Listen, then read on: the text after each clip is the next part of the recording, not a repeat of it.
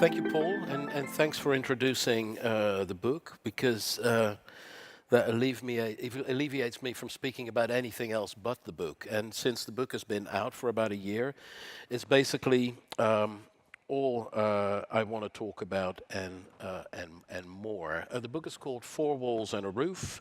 Most books produced by the architectural world are about works of architecture. This book is about the work of an architect and everything you come across in when you try to do a building. The book is divided into 7 parts.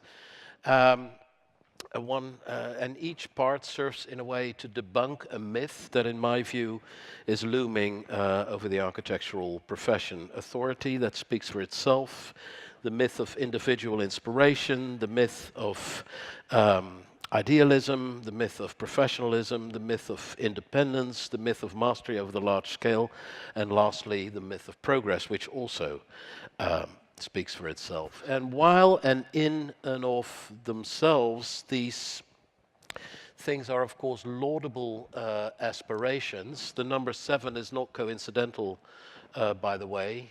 Just as there are 7 cardinal virtues in the Bible, there are 7 cardinal sins. They're flip sides of each other, and it only takes a slight change of temperature for one to turn into the other. And in my view, such a shift in temperature has taken place around architecture in the transition from the 20th to the 21st century. At first sight, it seems that architecture in the 20th century is in a way a happy reliving of the things invented in the 20th century.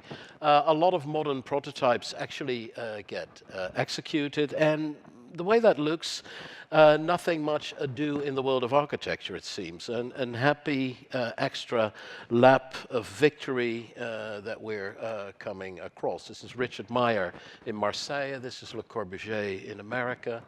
This is Peter Eisenman in Utrecht in 1924. This is Gerrit Rietveld in New Haven. This is, well, everybody knows what this is, the beautiful onyx wall of the Mies Pavilion. This is our very own onyx wall in a bus stop in Groningen, somewhat reduced size for reasons I think you can imagine. But to cut a long story short, what started as a paradigm of architectural liberation, the Maison Domino, has triumphed. It is ubiquitous. It is probably the structure of about 95% of the buildings that get erected. But curiously, its physical triumph sort of coincided with its ideological defeat. This last picture is actually not a concrete version of the Maison Domino. It is a page from a Greek website which informs people of the ample tax breaks you can get from leaving a building unfinished. So that is an interesting full cycle. Modern architecture used to produce manifestos to accompany its works, but ever since the end of the 80s, the early 90s, the stream of ideological production that used to accompany our works has dried up. The once relished model is now a discarded model, and the physical realizations of this model are gradually disappearing. This is Pruitt-Igoe, 1972, heralded as the end of the social aspirations of modern architecture, described by Jenks, later also in Collage City, and that was only the first of a long series of public housing estates that got demolished. This is Sheffield, Chicago, Dublin. I could fill 40 minutes doing this. Naples, Paris, Belfast, Glasgow. 73, all gone. And it's very interesting. So ever since that red line, we have started to undo the physical substance of the 20th century. Strangely, though, after the red line, probably the largest wave of urbanization in the history of man was yet to take place, the urbanization after Europe and America in Asia. And curiously there, this discarded model is ever alive, even as a commercial proposition. This is a standard scene in a Chinese real estate office and getting built en masse still today. urbanization has an interesting role in China. I'm not an economist, but I can deduct something from this graph. The average urban dweller contributes about 5 times to the Chinese economy what the rural dweller contributes. Therefore, if your entire country grows from rural to urban, you become 5 times as rich as a country. I mean, that's my simplistic deduction. And I think there's a grain of truth to it that for that reason, the Communist Party of the People's Republic, in almost every piece of propaganda, real estate is a very, very, very prime feature. It gets to a stage that you don't know whether the country is urbanizing because GDP is growing or whether GDP is growing because it is urbanizing. There is a very weird, convoluted relation between the two, in which urbanization also seems to be somewhat of an economic self-perpetuum. The Ville Radieuse, in a way, realized this is a city for 1 million people. It's not in China, it's in Africa. It is in Angola. It is a city built by the Chinese on the basis of an oil-backed loan. China lends money to Angola on the condition that that money is spent on Chinese construction firms who build Angola a city. So the money never even leaves China. It's actually oil traveling to China, concrete panels traveling to Africa, which in a weird way allows the leaders of the African country to pose as enormously effective leaders because they can build with Chinese technology, kind of like a couple of million homes in an election term. So this was that was that partnership, an Angolan-Chinese partnership. This was the plan. I would say a sort of typically reasonably competent urban plan, not dissimilar to some of the stuff that we turn out on occasion. But the very interesting thing was that this deal was brokered by this man. This is a man named by the name Pierre Falcone, who during the civil war in Angola applied the same principle of trading oil, but not for concrete, but for arms. And to some extent, he, after, in a way, the civil war died out, he applied the same principle, in a way, for Angola's reconstruction. A kind of very raw economic trade. There he is at a younger age during the war. So they went to work. Welcome in Angola. A big celebrated event. Chinese-Angolan partnership with the personal involvement of the president here, as you can see. City, a happy sign of progress, pretty much like the modern cities used to be in the 50s in the West, for the young and the old, without barriers, and with all the modern convenience. Something is weird here. But more about that later. But then, the apartments were priced at a reasonable about $120,000 to $200,000. Oil was supposed to create a middle class in Angola that could mortgage and in a way buy these apartments. Therefore, it was part of a big slum clearance program. But of course, the price of oil plummeted in about the same time, which meant that 2/3 of Angolans still live on less than $2 a day, which meant that this whole city, once erected, became a ghost town. Well, not actually a ghost town. It became a pristine new town that was never inhabited. Apparently, people in these films were exposed by the BBC and CNN, of course, with great delight over this Chinese failure as actors, and there the city stands, a massive, surreal spectacle of empty new homes, not dilapidated, in pristine state, empty roads, empty parking lots, essentially a one-to-one scale model that you see. There you go. There you go. There you go. And of course, nobody can afford them, and then the same shanty towns that the cities were meant to replace prop up in the vicinity. Squatting of the modern properties is prevented by Israeli security firms that are hired by the leaders. So that goes. And it's in a way emblematic of Angola, and particularly its capital city. A very wealthy center, largely based on oil wealth, and then a massive ring of shanty towns, musekas, as they call them. The curious thing is, and this is where my understanding of economy ceases to function. Angola is one of the poorest nations on earth. Its capital city on the Mercer's list ranks as the most expensive city in the world. Very, very strange, a very abject situation. But very curiously, these Chinese African endeavors might seem remote at one point, but upon investigation of this phenomena, what we call phantom urbanism, an urbanism designed for no apparent population. Since the crisis of 2008 is a global phenomena. At Harvard, we conducted a study and made a top 100 list of all of them, and they are everywhere. They're in Spain after the crisis, the urbanizaciones here, Francisco Hernando, Valdeluz, a partially finished empty city with beautifully surreal empty roads, where the sign announcing the city to come as the biggest architectural masterpiece yet there. Turin, the legacy of the Olympics. Ireland, beautifully empty homes, entire cities stand empty. This is on the Belgian coast. And strangely, that strange phenomena is apparently encroaching on us in the West ever nearer, and it's like objects in your rearview mirror are closer than they appear. Architects work on this. This is an interesting project in Beirut that also stands empty by Herzog Demeron.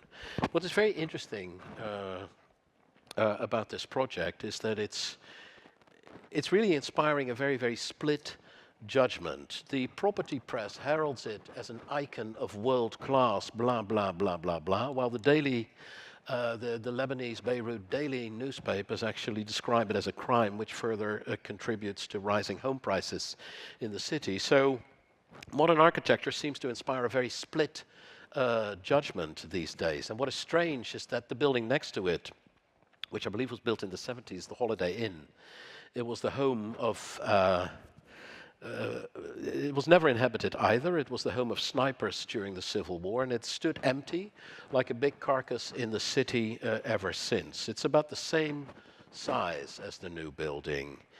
It is, one could say, the same architecture. It's exposed concrete, it's 90-degree angles. It is not that dissimilar, and one could have imagined a conversion or whatever, but they're both empty.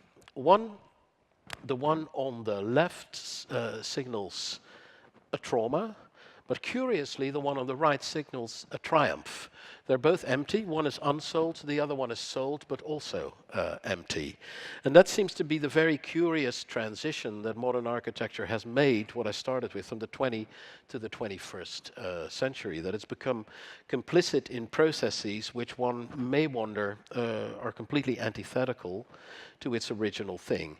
Real estate is huge in the world. The global value of real estate is about 3 times the global value of GDP. So therefore, what we have built contributes 3 times as much than all of our labor combined. This is a graph taken from Thomas Piketty, which actually interestingly shows the returns that you make on capital, i.e. on possessions, on property, versus the return one makes on labor. And somehow we're at a point that you make more money from having than you make from working. And the transition where one line surpasses the other coincides exactly with the moment where architecture stopped producing manifestos. So there's a curious reversal of paradigm in play.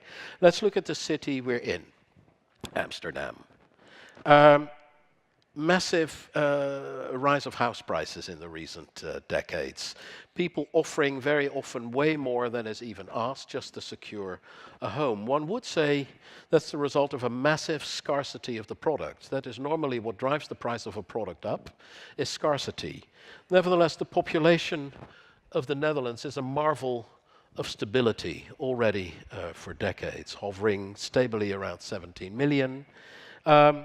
It's also not that we have a massively old housing stock. Actually, about 80% of our housing dates from after the Second World War.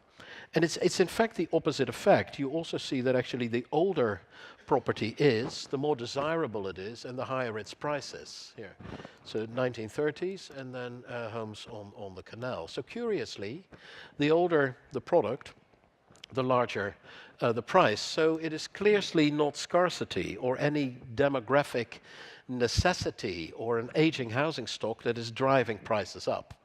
The prices are driven up because in parcel, these houses are generally bought either to be rented out or to not lived in at all. These are the major makelaars, investors in Amsterdam. I don't know if they are sponsors of this event in any way, shape or form, but they own kind of a lot of the stock. There was recently a scandal where even a member of the royal family was involved in buying up property. But they own an impressive amount of stock. Then there are foreign investments who buy up an enormous amount of properties in the Netherlands. And this is, of course, creating the scarcity, which is now the case in almost all cities. It's a phenomena, of course, that London has long encountered. That is present in Manhattan, Vienna, Vancouver, Chinese millionaires, the mayor with a Chinese girlfriend. I don't know whether there's a causal relationship there. Australian cities, etc., etc. Housing, not because people are looking for a home, but because money is looking for a home. With interest rates globally at a record time low, it is actually fixed assets that generate the returns. So we then meet, a recent phenomena is in a way the absent tenant or the absent owner. This is that chef that's also in Amsterdam recently. This is Nick Candy. He's very interesting. He's done a very good transaction on Hyde Park 1, where he bought a major luxury penthouse from himself, presumably increasing its value massively in the transaction. Michael Delsey of Dell Technologies in Pen 175. He's never been sighted there. Neither has Bennett LeBeau in the Vignoli Tower, Qatar. Saudi retail magazine, never cited there, and also Jennifer Lopez, who not only is it not certain that she actually lives there, it's highly uncertain if she's even bought it or whether that was just done for the photo opportunity. I am wondering, so the fact that, and this is of course an interesting tower, it has, on a lot of floors, it has one apartment per floor. So if your neighbor isn't there, you never notice. So I'm beginning to wonder if there is a curious effect on architecture that this absent owner has, that an architecture that is purely built to accumulate value. So this is 157. This is 432 Park Avenue by Vignoli, even slimmer. A recent project by Shop, even slimmer. And one could easily imagine a further extrapolation of this evolution, where you go from thin to thinner to even thinner to even thinner, where at a certain moment buildings are no longer meant to be buildings, but buildings become giant sculptures, and then the convergence between the architecture world and the art world, which also massively thrives on speculation at this moment, is a fact. And this seems very abstract, but we found a very interesting city. It's a new capital somewhere in Central Asia, where we have found normally its form follows function, but here the function is at best a ham-handed alibi to make a building. So this is the monument of the Constitution. The Republic is a dictatorship. The house of the world's largest Ferris wheel. The Palace of Happiness. And then here the House of Free Creativity, which of course exists in a city that has the dictator as a gold-plated statue. Kind of massive capital in the center of Turkmenistan that also stands empty, has infrastructure to serve the apartments, people, transport, but it massively stands empty. And also this seems like a curious abject example, but this last picture is actually not Ashgabat, it's Vancouver. Vancouver has similar issues, that it has an immense amount of empty properties. Curiously, the list of the 10 most livable cities in the world, the majority of them also actually feature on the list of the cities with the largest vacancy rates in the world. So therefore, something is extremely livable when you don't live there. I mean, the paradox is utterly bizarre. In those cities, there is another trend, invariably another trend going, which partially also accounts for the vacancy. This is, let's say, median income, the way it has grown in the Western world since the 1950s. The red line is the line of the mortgages banks are prepared to grant on the basis of your income. It goes between 4 or 5 times. Then since the crisis, they're slightly less willing, so it dips a little bit. But this is the evolution of house prices, with a very, very predictable result that also a trend which has started after we stopped writing manifestos, that simply housing, even social housing, became massively unaffordable by any financial construction. So my question, and the lecture title alludes to that for the day, is what is to be done? And the man in the picture is not coincidental. Because when a system works at the disadvantage of the majority, one could say that revolution is an inevitability. Revolution, and at least the communist revolution, targeted capital.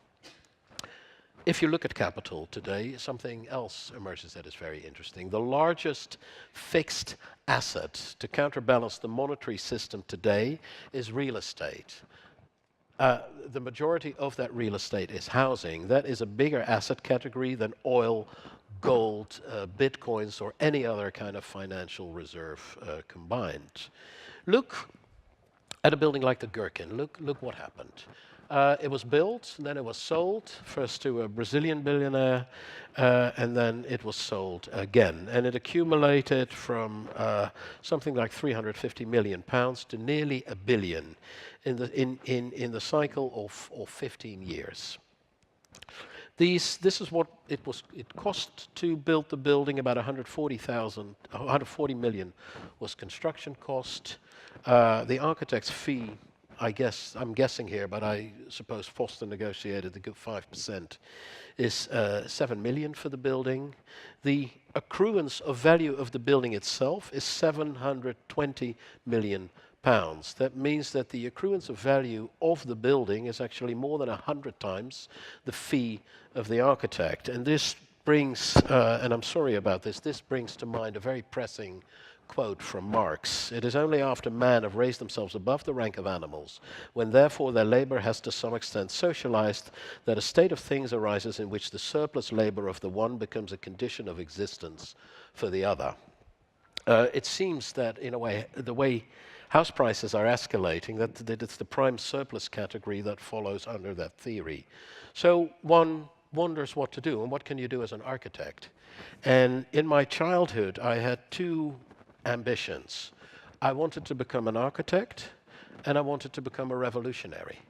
And unfortunately, in the age that I practice architecture, the 2 are impossible to combine, so it seems, because you're almost inevitably complicit, more or less, in some of these processes. So I have thought, and this is a very carefully propositional aspect to my talk, I have thought, is it possible to rethink architecture in a way that it could become the source of a certain subversion of the system? So this is Vitruvius, a 2,000-year-old ethos, where architecture is based on durability, use, and beauty, which is an ethos that essentially hasn't changed. I mean, Alberti spoke of eternal buildings. Even Ruskin in the 19th century, we have to build for more than one generation only. And even Frank Gehry celebrates the issue of the notion of a timeless architecture. But how true is that? Because in the Middle Ages, we built things that lasted for about 300 years. Then, in the 19th century, for about 150. Then, early century for about 100. You feel where this is going. 1968, building for about 50 years. More recently, some buildings, including our own, disappear after 25 years. So it is not unimaginable that there is a next step, or actually the disappearance of a building overtakes its planning. In other words, that what you plan is not the erection of a building, but its disappearance. In other words, that the three pillars of the ethos of Vitruvius are replaced by their Latin antonyms, and this was a while. So temporariness, the fact that they can be used for anything, and that above all, buildings have a certain discretion. So our age-old architectural ethos needs to be rethought if we want to fight the system. So this used to be our ethos. This probably should be our ethos. A building that has no loyalty to place, a building that can particularly be used for what it was not intended, and a building that can disappear very, very, very readily. I think it is a rethinking of the values of architecture, which might, in hindsight, also lead to the reappreciation of another type of architecture. This is an East German housing estate, which since the fall of the wall, they also get demolished on a massive scale. But since they're prefabricated, that demolition is a very interesting thing. It's like playing the film of their construction, but backward, so that in a way you end with the same spare parts that you began them, which you can assemble, which you can actually reuse and apply in a new type of modern architecture. This is really happening, that the social housing estates of Marzahn re-emerge in like little bungalows in the pastures of Brandenburg. And if you can disappear and reassemble, then perhaps you can also move stuff. And maybe you can move entire churches. And once you're in the building of moving real estate anyway, why distinguish between the vehicle of transport and the actual object?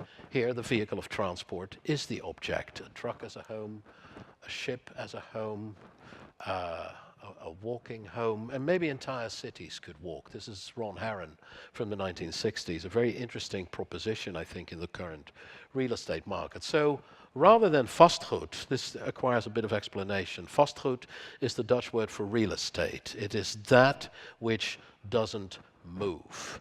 We could have losgoed, and that is stuff that does move. And if we do that, then perhaps the vicious cycle of the accruance of value of properties can be mirrored, and property can decrease in value just like any other consumer product, and perhaps that is a crisis then solved. And in passing, maybe a particularly horrible class of people could then also disappear, and we have an unwitting revolution simply by changing our architecture. This means free to perish. So that was my proposition for the day.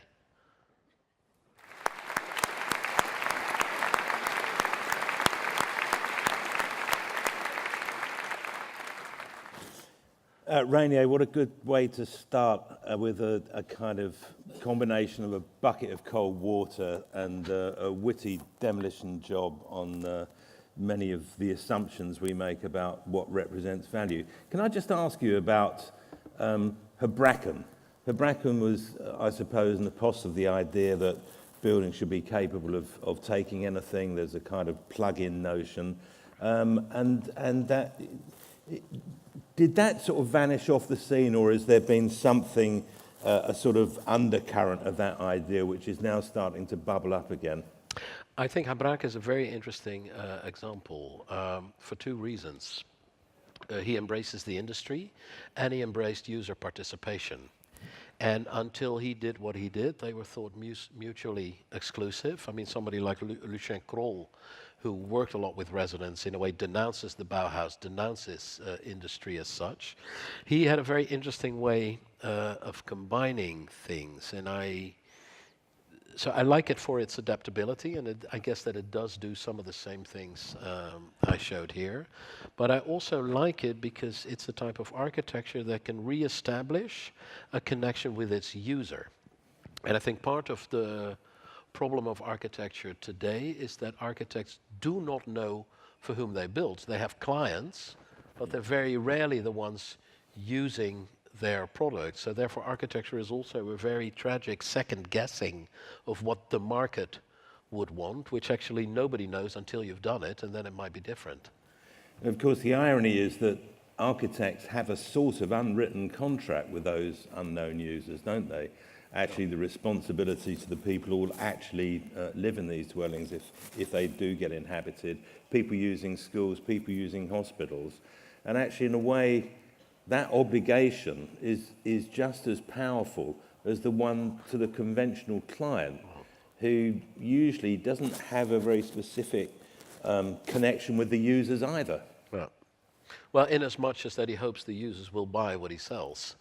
But there's no way of knowing in advance. But the more I think about it and the more I experience my current practice. I mean, as a student, I used to think that the whole idea of residence participation was simply awful. I mean, another class of people who sort of interfered with your individual creation and had opinions, and opinions were troublesome, etc., etc. But and many architects thought and perhaps still think along those lines. But I think probably the user could be a very, very interesting ally against the progressive dismantling of our profession in the name of capital. So I think it is time not only to think Habraken from an industrial point of view, but also from his engagement with the user. Because there was the example we had last year of the architect Mark Curler, who won that housing category, heavily influenced by Habraken's ideas. And I think what he tried to do in his work was to reconciliate this business about the desires of the users to organize space in their own way by creating these pretty volume-based rather than room-based structures where there was a huge amount of actual design work done by the people who are going to buy them. But the difference compared with the conventional market was that they could buy one of these units, but they could actually fit it out over time. Right. It wouldn't be a ready-made, and it would be absolutely to their own tastes. But I guess this is a kind of, a minority activity in the market. Yeah, but it's a share of the market that I do think is growing, particularly in the Netherlands. That was interesting that during the crisis, when a lot of property developers who were part of banks went semi-underwater, that the construction industry kept going precisely because of these types of initiatives.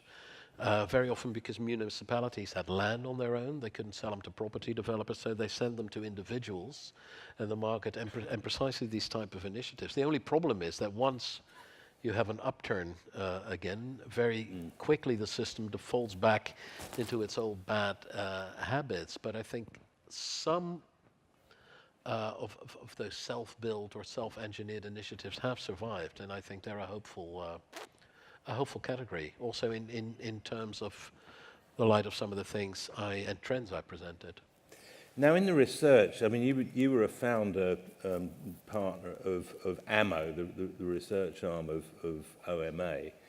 In the research that you've done, do you have statistics on, for example, the proportion of housing which we might say has been built for investment, these kind of zombie blocks with absentee, overseas, or even local investors who have just bought them as a kind of tax-free investment? I mean, is it a significant part of the market, or is it actually at such a fringe level that it doesn't really affect the real people, if I could put it like that? Well, nobody ever admits to being a villain. So if you research the market, this is a very hard thing to get precise data about. I ran a course at Harvard called Phantom Urbanism, where we kind of made a global survey and tried to get statistics. Not easy. But I kind of wonder that even whether it's a lot or whether it's a little, I think even when it's a little of that mechanism, it raises the bar. I mean, in football, there has to be a single transfer of a player of 222 million euros, and all transfers after are different than before, and even players of a lesser quality go for a ridiculous amount of price. So the toxic element is that once a sort of front of normality is broken, even if it's incidentally, it becomes a watershed very quickly, and that is the effect of these things. Once people know that that is what you can get for a property, that everyone will try one way or another, and reasonable prices become an anomaly. I mean, this obviously it happened in London, where I think the sociologist Saskia Sassen described this sort of condition as global capital sort of being around in the ether, and it will suddenly look at a situation, you know, London in the 90s, for example, and say, that's where we're going to land, that's where we're going to buy. And there is absolutely nothing anyone can do about it, because even if you try to put restrictions on overseas ownerships, it can always be done through companies or subsidiaries. Somehow that weight of capital is very difficult to resist. Well, real estate is targeted for a particular reason. And also that's why real estate, I think, I do know that in the present world, it is the biggest source of money laundering that exists. Casinos, the financial system, banks are under an immense amount of scrutiny since the electronic age. Casinos are somehow regulated and watched. Real estate is not quite in the same category yet. Solicitors who sell properties are legally not allowed to ask the same questions as lawyers can ask. They can ask about where the capital comes from just as long as it's from within the nation that they operate, simply because their legal mandate stops at the border. In law, this is different. So that actually has created an immense loophole for offshore companies to kind of buy, because they can't be asked the same questions yet. So I think it's also the real estate as a source of money laundering has really escalated ever since the other sources, which were theoretically more profitable, have become increasingly impossible. Well, there was a film called The Long Good Friday which described this phenomenon in London when the Docklands were started to be built out, other than as a development corporation, a public development corporation, but much more private investment. And there's a famous scene in that where it's quite obvious that every major bank robbery in London, the first thing that the criminals did, they bought an apartment block in Docklands. You can almost identify them. Where are the manifestos? I mean, apart from your own book, if it's true that by coincidence that actually all these conditions seem to have sprung up since, I suppose, on your argument, architects ceased to have this burning desire to improve the world, at least in the sense of writing about it in certain forms. Well, yeah, manifestos are a tricky thing. I mean, it's very hard to write any manifesto with a great degree of conviction of something that at least the most architects, including probably myself, are at least partially complicit in. I mean, it sheds a rather strange light on the format of a manifesto, which I think why a novel is a more interesting format, because it can deal with some inherent mental contradictions that non-fiction can never deal with. But I don't know. I just take joy in bringing things to light, partially in the hope that somebody else will write a manifesto who's a better writer. And do you think that actually, you know, your comparisons of 20th and 21st century, I mean, I love the thing about Cool, because it became obvious that even postmodernists like Terry Farrell, that the work they were doing in Hong Kong, for example, was starting to resemble the sort of modernism, the Ville Radieuse modernism, that they'd always condemned. But actually the scale of construction and the desire for real estate was so enormous that those notions just seemed to vanish.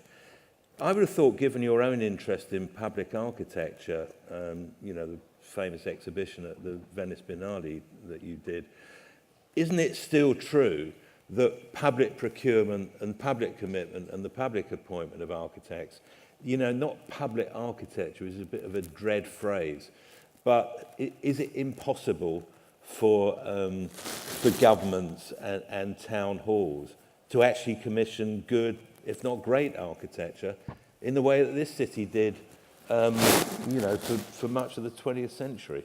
Yeah, but I mean, for the type of development that I have shown, which is the vast majority of the developments in major European capitals, it's not the public sector who commissions architects.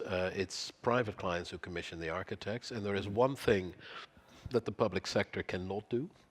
So you need to commission that and that architect, or that and that good architect. What they can do is write a 1,000-page book of guidelines, hoping that the stuff won't get out of hand, because surely if they would coerce any particular private clients to hire a particular architect, the accusation of corruption and conflicts of interests would also be rife.